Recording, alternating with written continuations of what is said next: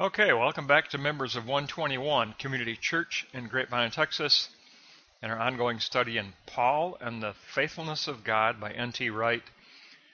We're into the real meat of part 2, the mindset of the apostle, and we have a very practical area to look at this time on mindset. We're going to look at pages 433 to 451. And we'll begin with a triad on the left. Let's begin with block 1, and we'll take a look at the filling up of the crucifixion. We look at Paul and the theme of suffering in his theology. Apostolic life for Paul meant participating in Christ's dying and in his resurrection. Suffering became an eschatological marker for Paul's theology, says Professor Wright. But we also know that in Paul, there was this new idea of building up Christ's threshold of suffering. Suffering for Paul is given a sign-like importance. Israel's story had already posited the idea of building evil that would occur before the final vindication of God would take place. But we really do have this idea of the reaching the threshold of the messianic woes in Paul's theology. Because all Christian suffering participates in the accumulation of the messianic woes, the sign of the pathos of suffering gets taken up into Paul's worldview. And we can see that in Colossians 1:24, where he speaks of the filling up of the eschatological afflictions of Christ.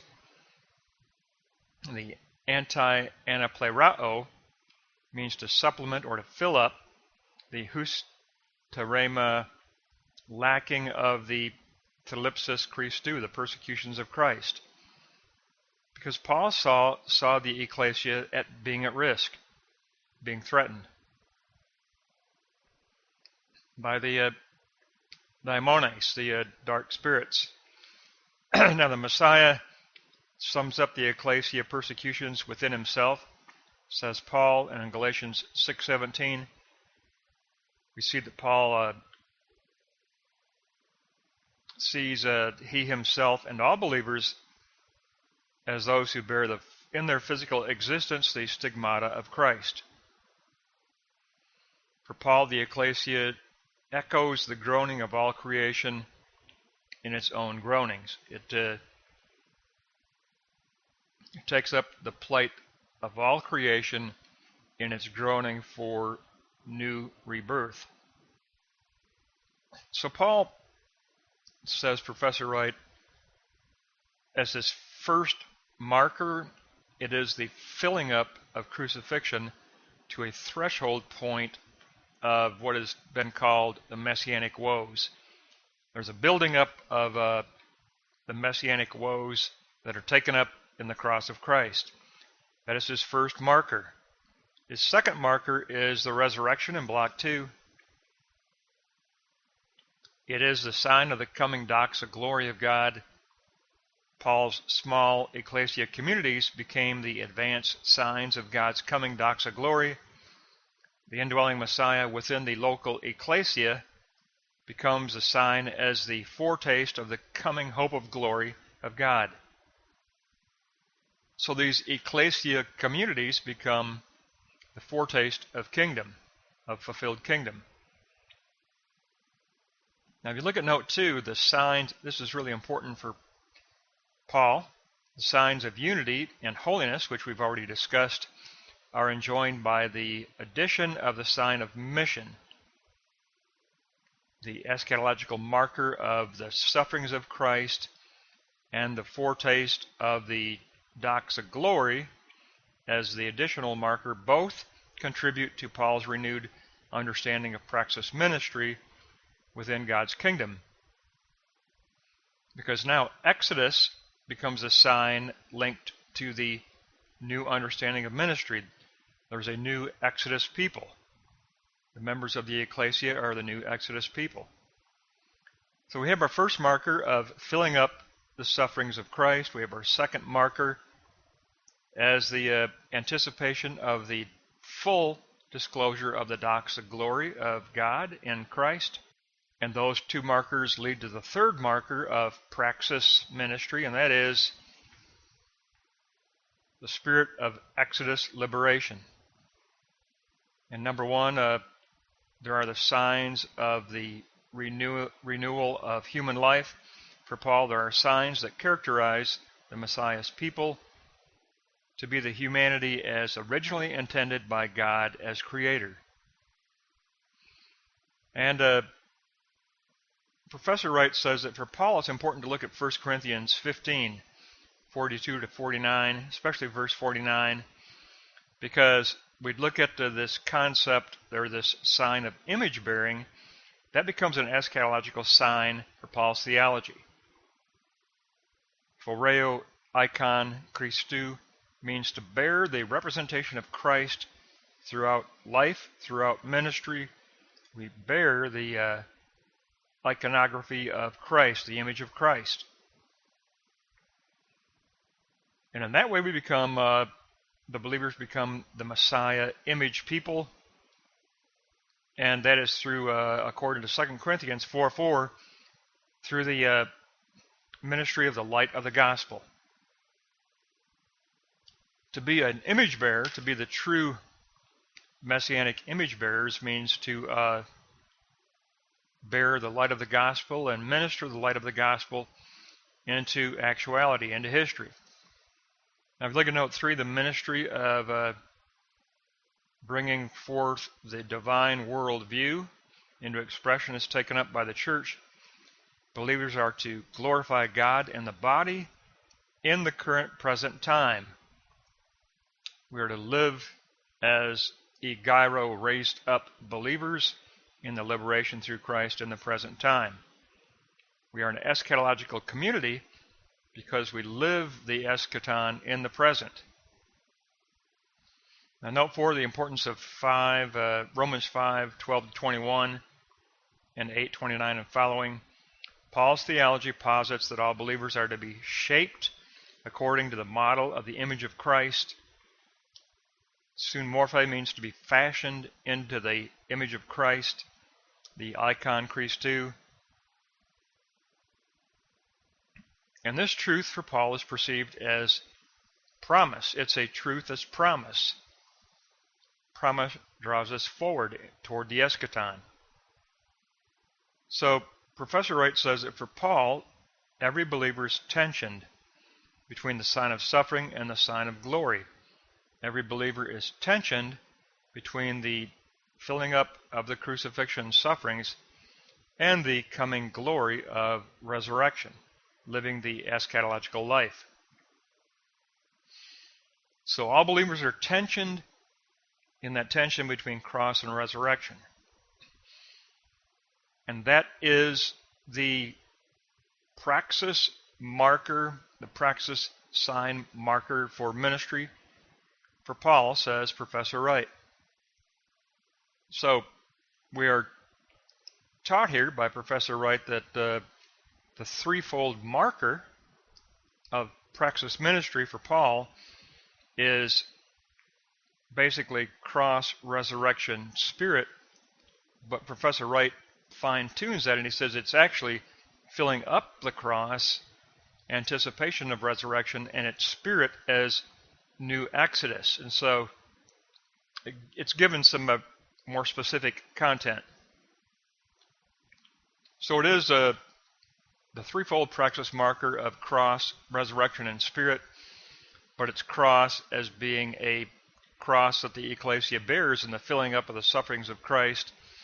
It's an anticipation of resurrection in the present, and it's a spirit ministry of new exodus liberation. So we get the great threefold praxis marker, but we've already studied that for Paul, theology is practical. Theology has to become phronesis, practical wisdom, and practical specific ministry. So we're going to look at the practical implications of this in the triad on the right. We'll begin with looking at Block 1, the positing of the worldview phronesis of practical wisdom, being renewed in the image of the Creator because we have already been raised in the Messiah. We take up the image-bearing vocation of bearing the image of Christ through the agency of the Lordship of Christ. The Kyrios Lordship of Christ in the Urenas heaven is the agency of our bearing the image of God to the world. And Professor Wright says that Paul did leave the ecclesia congregations with sign images of the one true God. He left them with a new iconography. He posited a renewed iconography of Jesus to be coupled with the ecclesia signs, which together led to his sign of new temple vision, that new sacred space, and that vision of new sacred space. The ecclesia is to bring forth the divine worldview into actuality through this bearing of the image of Christ in a phronesis of practical wisdom. So you've got the intentionality of the divine worldview being posited. It transitions from practical phronesis wisdom to action and reflection as Praxis ministry in Block 2. Now in Block 2 we'll take a look at worldview praxis, and Paul begins with the conscious state. Praxis is enacted out of the practical wisdom of a formed phronesis consciousness, a nous mindset, and a cardia conviction. And from conscious state we move toward specific positing. Consciousness becomes more specific through the positing of means through the sub-communities of the ecclesia. For Paul's theology, says Professor Wright, so the phronesis practical state transitions to ethos means. Now note 3, the phronesis practical state of the mind and the communal means both transition to action, praxis action, and reflection as the hagioi, the saints of the ecclesia. Ministry is based on a Messiah-based eschatology. Community for Paul must always become actualized, concrete community by facing outward rather than turning inward on itself. The sign of single family becomes the central sign for the church's vision for all humanity universally, and this attitude and this ministry characterizes the ecclesia, is made up of the holy saints, the hagioi saints. So on the practical side of things, Professor Wright tells us that Paul taught a posited worldview as a phronesis practical wisdom, and that did come out of that nous mindset, but then it additionally posits the worldview praxis of moving toward means, and then the action and reflection of praxis ministry. And all of that takes us on to Block 3, where we're going to take a look at the return moment. Every time there is ministry, there's always a surplus of the promise of the truth of God. And that surplus of promise comes back to the believer as a return moment in the midst of praxis ministry. And so Block 3, the return of worldview ministry as intensifying the nous mindset and its signs.